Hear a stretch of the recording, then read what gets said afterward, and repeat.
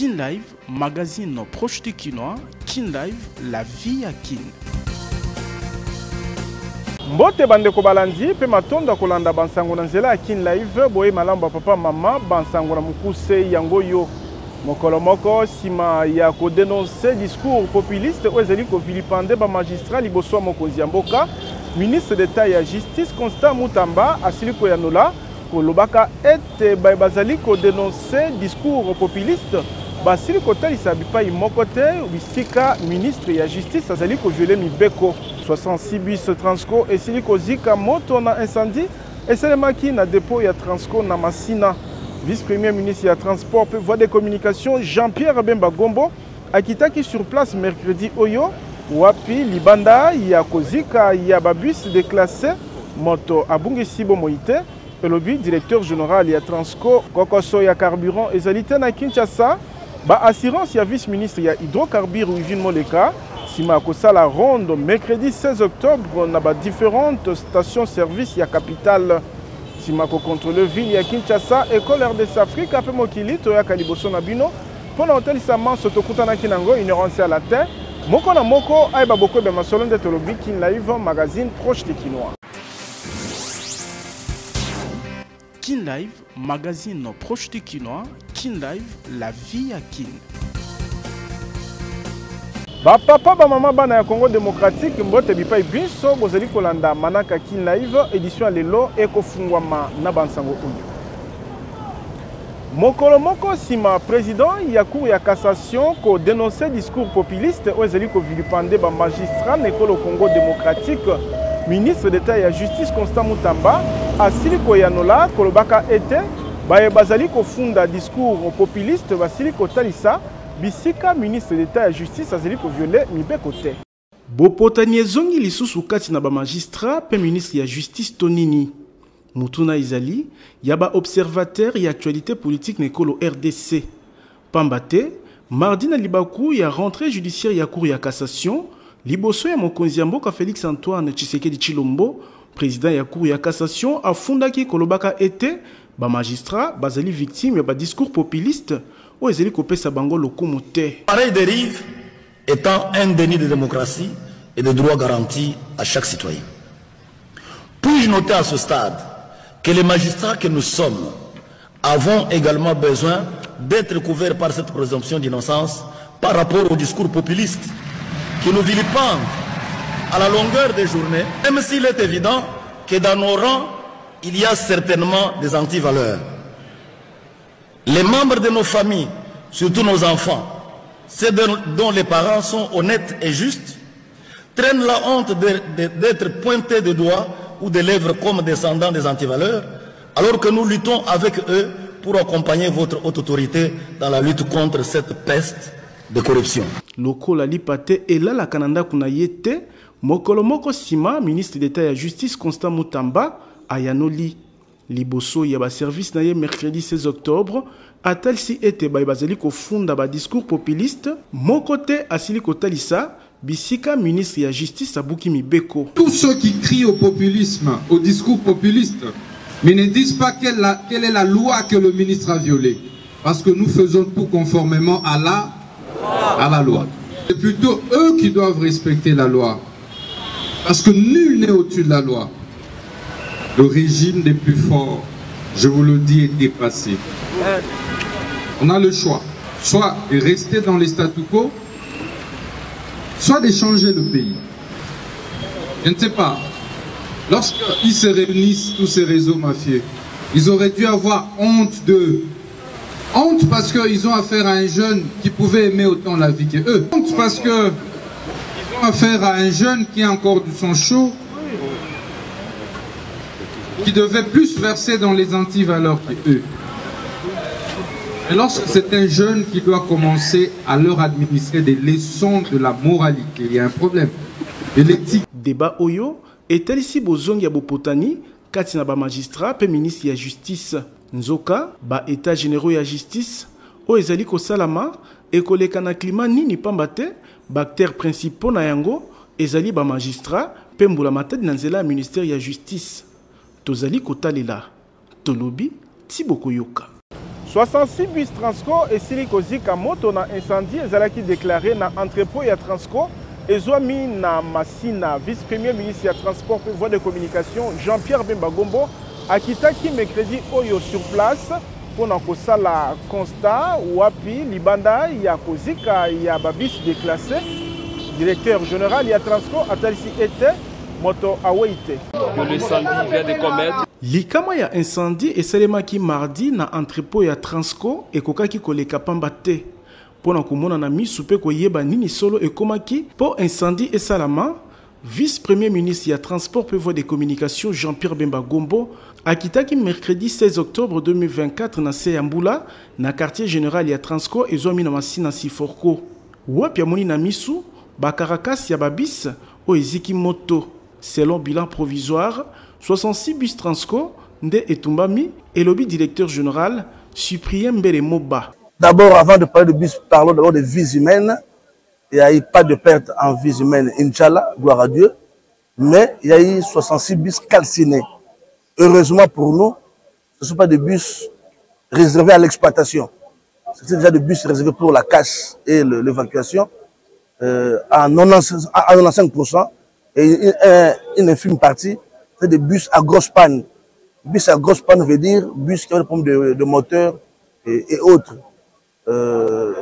Cet incident ne dérange à rien l'exploitation des Transco qui reste au service de la nation. Mokambia Transco, akobiko bakisa ete libunga euti na baibakata kababus déclassé. Les enquêtes sont en cours pour déterminer avec exactitude la cause de cet accident. Mais les premières informations, les premiers éléments à notre possession disent qu'il s'agit d'un défaut de prévoyance, pour ne pas dire une négligence d'un chalumiste, c'est-à-dire les personnes qui viennent pour couper le bus destiné à la casse et à l'évacuation. Likambu ya pasi ezali ete mituka ya anti-incendie ezali te na société monene ya transport ya RDC. Po wuta moto ebandaki, secours eyaki na retard ya makasi. Tolobi Tiboko Yoka. Kokoso ya carburant ezali te na engumba mokonzi Kinshasa ba assurance ya vice-ministre ya hydrocarbures Wiville Moleka sima ya ronde asali mercredi 16 octobre oyo na ba différentes stations service ya capitale. Ici mikolo misatu kozwa carburant na station service ekomi pasi na engumba mokonzi Kinshasa. Ndenge bokoki komona milongo ya mituka ba moto pe batu na ba pompe wapi ba pompiste bazali koteka motango ya ba litre o ba jira ba kateli bango. Soki mituka bazali na droit ya kosomba kaka 5 litres, ba moto na ngambu na bango bazali kozwa kaka 1 litre ya pamba. Likambu oyo ekotisi nungu na bakinois kasi na ngambu ya gouvernement, vice-ministre ya hydrocarbures Wivine Moleka o asalaki ronde ya ba station service ya capitale mercredi 16 octobre atalisi ete kokoso ya carburant ezali te. Aujourd'hui sur le terrain pour palper du doigt le problème que nous constatons au niveau des stations-service, à savoir les longues files, mais également des stations-service parfois fermées, on ne voit rien, aucune âme qui vive.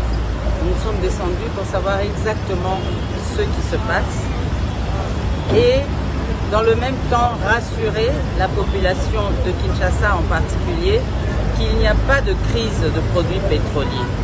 Il n'y a aucune crise et l'instruction donnée par le chef de l'État, à savoir la baisse des prix des produits pétroliers, ne souffrira d'aucune faille. Donc on voudrait également rassurer nos partenaires, les opérateurs pétroliers, qui ne sont pas seuls, qui peuvent compter sur le gouvernement pour les accompagner.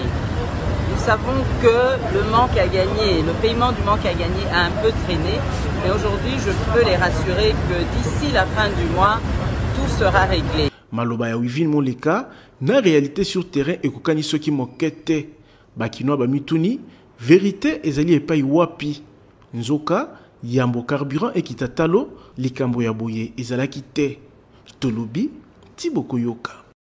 Boulamata d'école Congo démocratique et honoré Emmanuel Assani, concepteur yaba armoirie ya école Congo démocratique.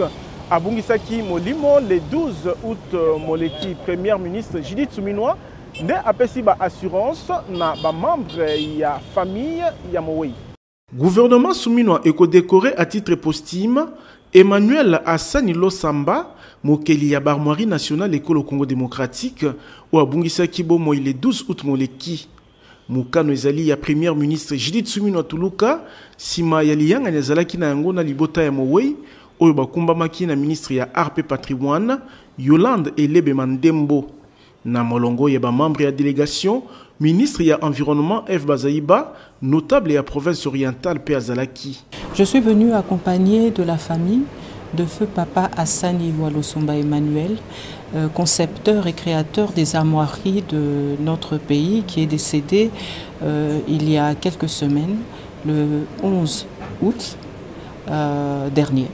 Et donc, son Excellence, Madame la Première ministre, avait souhaité rencontrer la famille, d'abord pour présenter ses condoléances au nom de son Excellence, Monsieur le Président de la République, mais aussi au nom de tout le gouvernement, et aussi assurer la famille de la prise en charge des obsèques de notre illustre disparu par le gouvernement de la République. Nabato Minene, mboka esengeli na reconnaissance, Talantina Mokonzi Mboula Matadi, alingi kopesa ba hommage à lokumu na mwana ya mboka Nsomi. Son Excellence Madame la Première ministre a informé la famille que le gouvernement allait décorer l'illustre disparu. D'abord parce que nous pensons, et en tout cas le chef de l'État souhaite que les choses soient faites ainsi pour l'honorer et honorer ce grand héritage et patrimoine qu'il nous laisse. Et donc il y aura une séance de décoration en effet qui sera faite en son honneur. Yakoyeba Izali était Evria Emmanuel Hassani Losamba était samaki na chancellerie des ordres nationaux à Kinshasa Léopoldville Kala le 20 juillet 1961 na cadre ya concours national organisé na Mboula Matadi le 18 juillet 1961 wapi abimaki molongi na ordonnance présidentielle il y a le 30 juin 1963 signé na président Joseph Kasavubu. Hassani Losambo abotama na Kisangani na etuka ya Chopo pe azongisaki molimo na nkolo na âge à 77 ans adesinaki ba armoirie wana ye élève tika ete molimo na ye epema na kimia tolobi tibokoyoka. Atelier régional na likambo etali lutte contre le trafic transfrontalière ya minduki ya mike pe ba petit calibre ekolengelama kobanda le 6 kino le 8 novembre 2024 na ville ya Goma na etuka ya Nord Kivu. Natina ya malengelami ya makita wana gouverneur militaire Peter Chirimwami akambaki liyangani na commission nationale oyo e contrôlaka minduki pe ba petit calibre na RDC. Liyangani ya mosala gouverneur militaire etuka Nord Kivu lieutenant général Peter Chirimwami akambaki na ndako na ya mosala mardi 15 octobre na commission nationale ya contrôle ya minduki pe ba petit calibre ezalaki na mama na likambo moko malengelami ya atelier régional oyo koyamba bikolo ezali na monelene ekolo Congo démocratique ba organisation régionale pe internationale oyo esalaka na domaine ya kobundisa prolifération ya ba armes légères pe ba petit calibre natina ete na mikolo misato ya misala kobanda le 6 kino le 8 novembre 2024 makambo etambola malamu etalisi directeur ya opération ya commission nationale ya contrôle ya minduki pe ba petit calibre John César Bafaka Bakambo. Cet atelier régional qui est prévu pendant la période allant du 6 au 8 novembre ici dans la province du Nord Kivu, précisément dans la ville de Goma. Cet atelier en soi regroupera plusieurs acteurs qui sont les acteurs nationaux travaillant dans les services de défense et de sécurité, les acteurs provinciaux travaillant dans les services de défense et sécurité ainsi même de la société civile, le pays frontalier à la République démocratique du Congo, ainsi que les organisations régionales et internationales. Makita yango izali na litomba kolonga bopekisami ya kotambola manduki kilikili na RDC. L'objectif final est que nous arrivions à résoudre tant soit peu les problèmes de la prolifération d'armes en République démocratique du Congo. Comme vous le savez bien, les armes qui circulent en République démocratique du Congo sont plus d'origine externe qu'interne. Donc il y a un problème très sérieux de gestion de frontières ou de lutte contre le trafic transfrontalier. D'où la nécessité du gouvernement de la République démocratique du Congo, à travers son Excellence, Monsieur le Président de la République, via le vice-premier ministre, ministre de l'Intérieur, décentralisation, de sécurité et affaires coutumières, de décider pour la tenue de ces travaux ici à Goma. Malenge la Miamakita o na Goma, ezali pona kopesa biyano ya solo na likambo ya trafic illicite ya minduki na mabele ekolo Congo démocratique. Tolobi Tiboko Yoka. Rapatriement ya nzoto ya Alexandra na Kinshasa, ambassadeur yekolo Congo démocratique na Canada, Joska Kabongo, azali ya kotelema pona kopesa ba hommage o esengeli na Alexandra Diego. Ambassadeur ya RDC na Canada, Maître Joska Kabongo, ayanganaki lundi na bakambi ya service funéraire ya Manus Poirier na masolo na bango, balobelaki mabongisami ya rapatriement ya nzoto ya Alexandra, étudiante congolaise ya 21 ans, oyawaki le 3 octobre moleki na ba circonstances o nanu ebanité. Cette situation qui nous a frappé depuis quelques jours, il était indispensable pour moi et tout le personnel de venir ici aux funérailles pour les procédures que nous devons compléter pour le rapatriement de notre fille. Si Mama Solo Oyo, penatina ya kolonga kopesa ba hommage à lokumu na Alexandra, ambassadeur ya RDC na Canada, Oyo azalaki elongo na basali ya ambassade, ayanganaki pe na délégation ya ba Congolais babika na Canada. Donc je note mal l'implication, chacun, on ne peut pas personnaliser le deuil. On ne peut pas personnaliser cette affaire. Cette histoire, ça appartient à tous les Congolais. Nous sommes tous Congolais, nous devons s'impliquer. Mais l'implication, ça dépend d'une personne. Je ne vis aucune personne, aucun Congolais qui a retrouvé le corps de la défaite. Il n'y a aucun Congolais. Donc on comprend. TikTok, oui, mais ce n'est pas une plateforme fiable. Il y a des gens qui donnent toujours des informations à travers. Tous les ambassadeurs, on a besoin de tout pour travailler pour moi qui est négocié. Kotala mabongisa mizali ko salama et monisi était manso ebelemi pona komemia molimo ya Alexandra Diego. Tolobi Tiboko Yoka. Koma kololo pango na $1,500 kasi okofuta $500 ya pamba. Le reste kolanda moke na bokasi ya président Ziko Mokanga oyo pe atie mituka na ba moto po bakinois bazwa misala.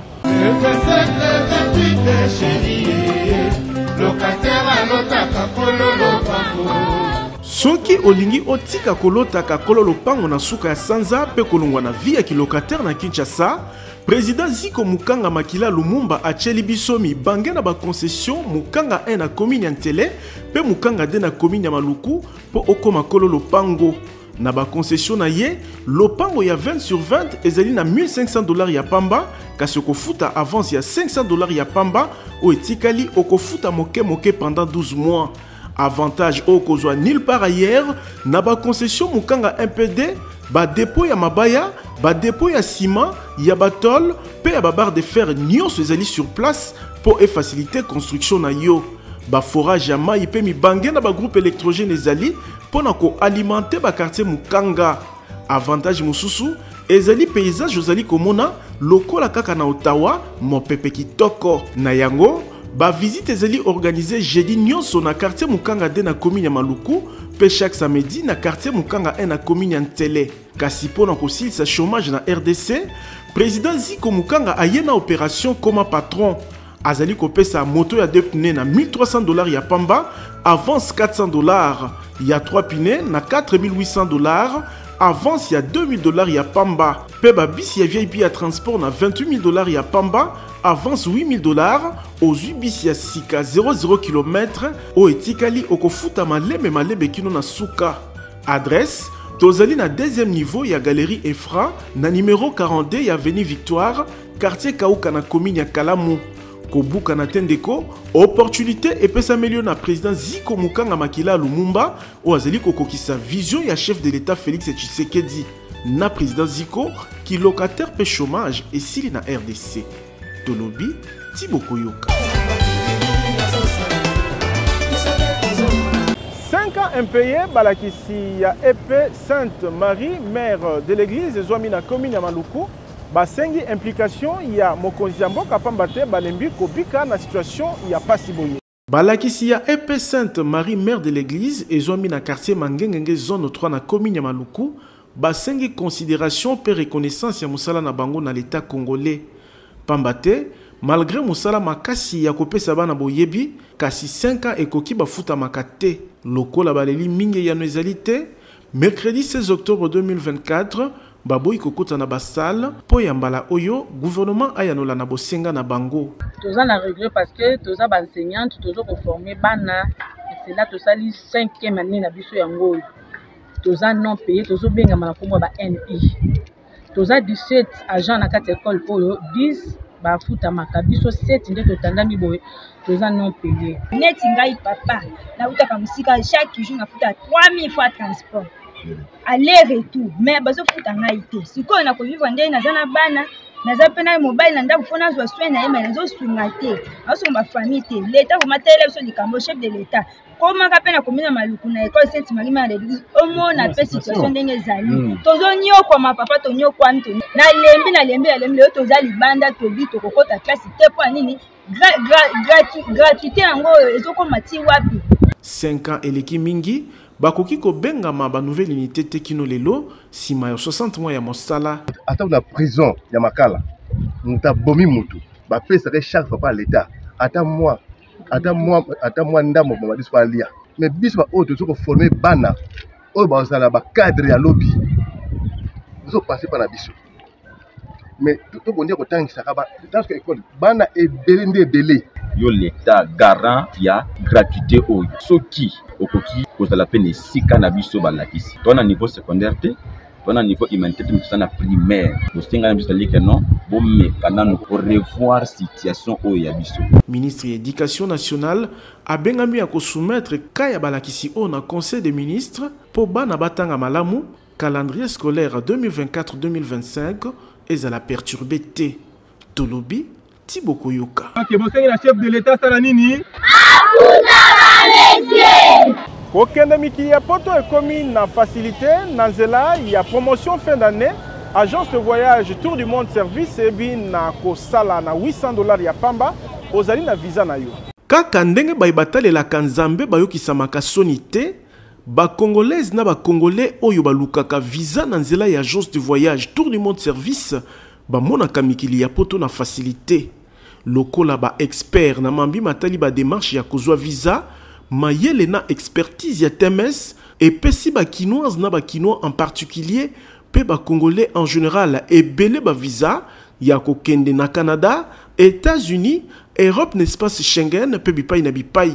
Lokola na Tour du Monde Service ezalaka un coup une flamme. Charlène Banza o asalaki confiance na TMS azui visa na ye ya Canada ndenge bozali komona na bilili bomo meseno ngulu ya kapela pentaba eliamaki sans plaignant lolenge ya kopesa Kinshasa au revoir. Ngapi na salaki confiance ya moto pomia donc c'est sûr c'est vrai. Lokola TMS asukisaka ba démarche na na nzela te, Charlène Banza azalaki accompagné na ba équipe ya TMS na aéroport ya Njili wapi azoki mpepo pona kokende Canada. Tala ye na Montréal, bisengo na bisengo.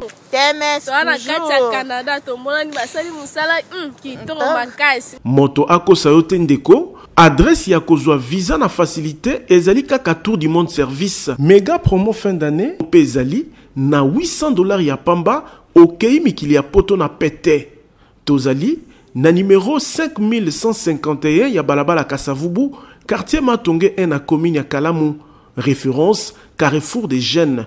Kasi pour na réseaux sociaux, landa TMS na page certifiée po badongolo misu o bazali ko pola ebele à 0 bakomi ko sala nyamu kino na ba page Facebook.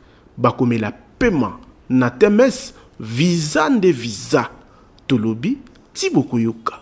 École Congo démocratique ezali déterminé ya kolonga 35e trophée ya Cannes 2025. Ministre ya sport Didier Boudimbu oyo asangisaki ba joueur sima ya qualification na bango na phase finale ya Cannes 2025 atalisi ete Mbula Matadi akosala nyonso pona kopesa RDC lokumu. Qualification ya ba Léopard ya RDC na phase finale ya CAN Maroc 2025 ezali mérité kota la parcours kitoko basali sima ya 4 matchs. Sélectionneur Sébastien Desabre a pesi longona na équipe o ezali kotiana misala kolala kolamuka plan de jeu na bokasi nyonso. Je suis assez fier des garçons. On avait mis un plan de jeu qui s'est bien déroulé au final sur les 2 matchs. Moi, je pense qu'on mérite d'être qualifié dès ce soir au vu des prestations qu'on a pu faire sur les 4 premières journées. Là, on marque 7 buts, on ne prend pas de but sur les 4 matchs. C'est un chemin qui est parfait. Après, on va analyser tout ça. On sait très bien qu'on a encore une marge de progression. Mais joueur Nangambu na bango, sepeli na qualification, pe makanisi na bango et komi be na Maroc. Esengo trop kozala congolais elengi makasi hein to CAN 2025 Maroc tozoya. Ministre ya sport Didier Boudimbu o azalaki elongo na équipe na Dar es Salaam apesi longoni ya kolandisama na performance équipe etalisi na éliminatoire oyo. Mille félicitations. Peut-être vous ne vous rendez pas compte, vous êtes entré dans l'histoire. Ça va faire plus de 25 ans même. La RDC n'a jamais été qualifiée en gagnant 4 matchs d'affilée, sans encaisser un seul but. Même pas de nul, c'est la toute première fois. Il reste 2 matchs, nous sommes déjà qualifiés, vous êtes vraiment les meilleurs. Ça, personne ne peut vous le dire au contraire. J'ai parlé avec le chef tantôt, et il m'a demandé de vous dire ceci, on fera tout pour que vous puissiez nous ramener cette CAN. Cette CAN, elle doit revenir à la RDC, vous êtes capable. Premier ya groupe H na 14 points, ba Léopard ya RDC, ba koyamba na Guinée, Yambo, ba yamba na Stade de Martyrs ya Kinshasa, Éthiopie. Pendant kosukisa ba match ya éliminatoire ya CAN 2025, Tolobi, Thibaut Koyoka. Kin Live, magazine proche du Kinois, Kin Live, la vie à Kin. Awa nde Kin Live suki tozalaki na sengo ko présenter bino ango na kombo ya équipe technique rédactionnelle totonti bino botondi sima caméra ezalaki Gindo Mbele botikala na kimia magazine Kin Live ezali kokoba. Kin Live, magazine proche du Kinois, Kin Live, la vie à Kin.